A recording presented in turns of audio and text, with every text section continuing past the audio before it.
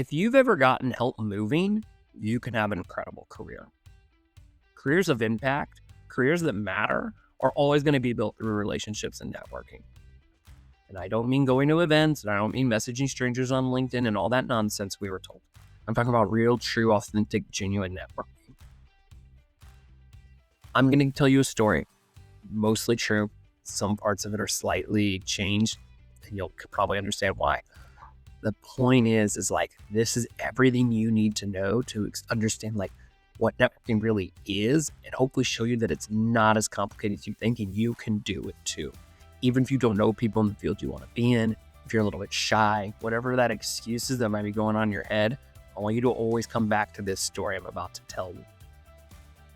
There are few things worse than asking someone to help you move, right? Imagine picking up the phone and saying, hey, can you help me move? What have you done to that person? And this was my version of 2012. It was a long time ago. I called my friend Dave. I said, Dave, I know it's Friday night. Can you be at my apartment Saturday morning to help me move all day? Now, I put Dave in an impossible situation. He either has to do one of three things. He can lie and be like, oh man, I would, but I already have plans. Okay? He hangs up, but then he's like, man, I hate that I had to lie to my friend. I hate that he put me in a position I had to lie to him. But I don't want to help him all day. Number two, yeah, sure, Tommy, I guess I can be there. He hangs up. He's like, I can't believe I gotta go help him move. Really? Like, that is not what I had planned for my Saturday. But like, otherwise I'm a bad friend. So he comes and he helps me move, but he's gonna, somewhere deep down, always kind of hold that against me and be very annoyed about it. Or three, probably the most mature thing would be like, you know what, man? I do have plans, and I really can't help, and I promise you I'm not lying. But still, he'll be like, I can't believe he waited to the last minute, and I wonder if Tommy thinks I'm lying, but I'm really not. Like, do I need to prove to him? And it's just not great. Or there was a fourth option I forgot. He could just say, you know what, I don't have plans, but I don't want to help you move. I'm sorry, dude. Like, your poor planning does not constitute me giving up my weekend. And I love you. I wish you the best of luck, but I'm not doing it. That might be the mature thing to do, but like, there will always be a weird tension between us. That would take a while to kind of get over. And he wouldn't be wrong for doing that. But like, you know what I mean? I think that we all know that would land kind of weird. That could be a delicate thing for a relationship, a friendship. But none of those things happened. I called Dave. I said, man, I need help moving. You know what he said? Absolutely. What time do I need to be there? Oh, I don't know, man, like 9. I'll be there at 8:30. I'll bring bagels. What kind do you want? I'll block off everything. You want the whole day? Oh, man, yeah, maybe. I don't know. Okay, great. I'll be there. He showed up. Couldn't have been more helpful. How did I do that? Why? See, here's the thing, guys. That wasn't a shock to Dave to get that phone call Friday night. 2 months earlier, I had reached out to Dave and said, Dave, I'm having issues with my roommate. He didn't pay rent. I mean, he ultimately paid me back a few days later, but that was a really stressful couple of days. I don't know if he wants to be here anymore. I'm scared he's just going to like blow out of town one day. I'm getting really nervous. Dave, what do you think? Dave was flattered. Oh my God, well, why are you coming to me? I don't know, you're so level-headed about this. You just get a good read on people. You're the person I wanted to hear about this with. He said, well, I think you need to have a talk with them, Tommy. Like, really talk this through with them. Okay, Dave. I reached out to Dave a few days later. Hey, do you have some time tonight to maybe talk? I want to tell you about my conversation with the roommate went. And I updated him. The next month, Dave, got any time to talk the next day or two? Of course, what's up? Roommate stuff. Sure, buddy. Let's talk tonight.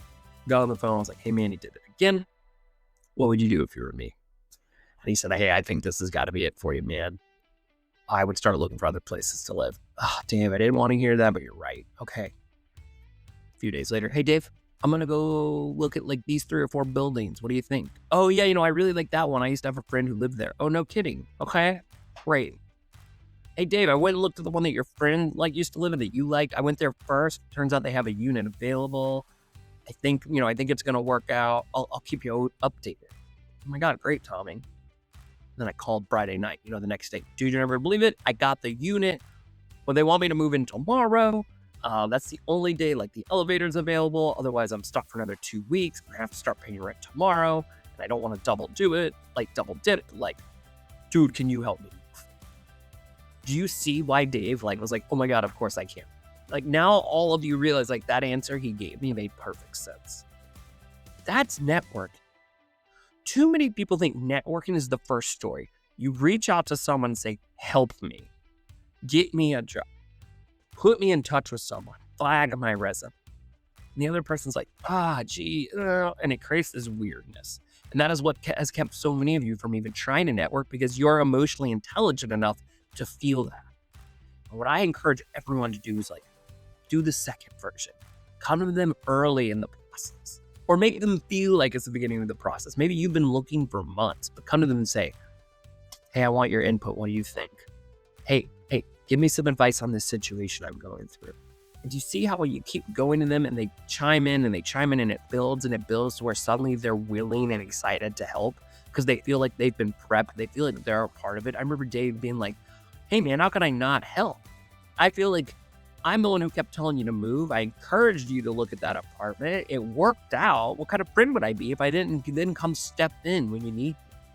So when people are chiming in on your career journey, your job search, whatever you're in right now, and ultimately when there's a real opportunity, they're going to go crazy and they're going to jump all over it because they feel like they built you up and they've been there. So when there is a chance to help, they'll do it. But if you start at the end, 99% of the time, there's nothing they can do for you in that moment. They don't know of any jobs, or like even just flagging a resume probably won't do much. And like, so maybe they'll do it, but they don't do it with any real oomph, any real pizzazz, right? And they'll just end it. And they may not feel very good about you. But if it builds and they're chiming in and they feel like a part of it, suddenly they get proactive and they hear of an opportunity and they go crazy. And not only do they help you like have an introduction, they recommend you, they follow up, they do all sorts of crazy things to shove you into that opportunity. It's amazing. And that is how I've built my career. I've had a few people just shove me into opportunities and advocate and pound the table that I get given a chance. And they, don't hold, I know my resume doesn't look like exactly what you want, but like, you got to hear this guy out. So think of networking like moving. That is what we teach in Career Investors. And if you're not familiar with Career Investors, you can always click the link below and learn more about our private group. My kind of, what do I call it? I almost call it like my coaching, career group. But I don't consider myself a career coach. You can click the link below and understand what it is more.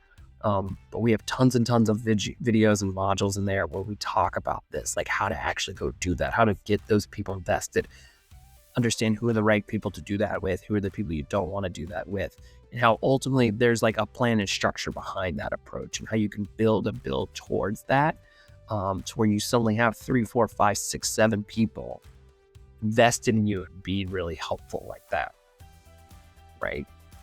Does that make sense? I think it makes sense. So this is how I want you guys to think about networking. Think about it earlier in the process. Think about it from that other person's point of view, to where they're bought into the idea of you getting that next opportunity. And that will make them want to help be a part of it. Hopefully this sinks in. I would really encourage you, if this feels right to you, it's kind of hit home in a different way, definitely click the link below. Watch a short little video about Career Investors. I think you might really get a lot of value out of it. And it's very, very affordable. Very affordable. It is designed to help anyone at any stage in their career. Most of the folks are kind of mid-career-ish, but this works everywhere, every field with every person, because this stuff is universal. Okay, I'm going to stop. Hopefully you all help this. Remember, you can get someone to help you move. You can have that career you want.